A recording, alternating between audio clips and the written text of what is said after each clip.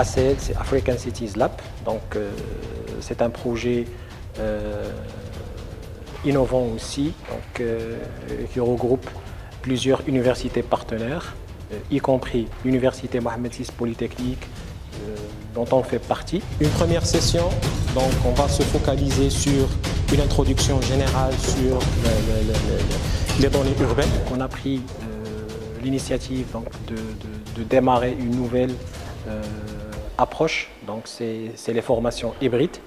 C'est des formations qui permettent aux participants, des gens qui ont déjà suivi notre MOOC sur le Urban Data Management, de bénéficier d'une formation hybride, d'une formation professionnelle sur la gestion des données urbaines. Projet Africa Cities Lab, je pourrais dire en 2 mots que c'est une vision futuriste pour le développement des villes africaines beaucoup plus intelligentes et inclusives. L'utilisation du machine learning, donc ça actuellement c'est omniprésent, c'est une des technologies les plus utilisées. L'objectif de notre formation hybride, c'est de montrer aux gens que malgré l'insuffisance des données urbaines sur les villes en Afrique, donc avec les nouvelles technologies telles que la télédétection, avec l'utilisation du crowdsourcing, avec l'utilisation des techniques avancées sur l'analyse des données, sur l'utilisation du machine learning comme outil de prise de décision,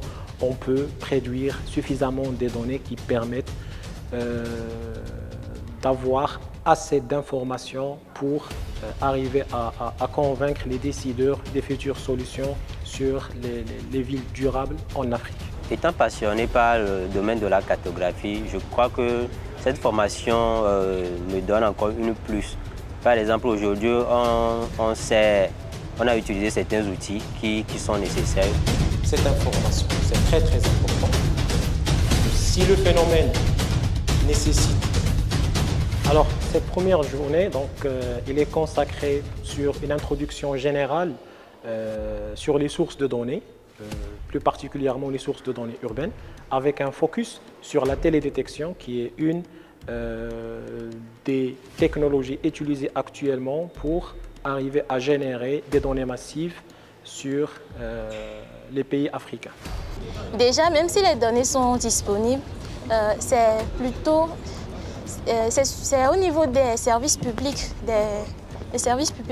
Et souvent, ce n'est pas à disponibilité de la population. Et comparé aux autres pays aussi, comme les États-Unis, la Chine par exemple, il y a plus de données, largement plus de données dans ces pays-là qu'en Afrique. Je crois que la formation est la bienvenue, plus précisément dans notre pays, par rapport au phénomène que nous subissons actuellement. Un phénomène d'érosion côtière, un phénomène de dévastation des forêts et aussi des inondations.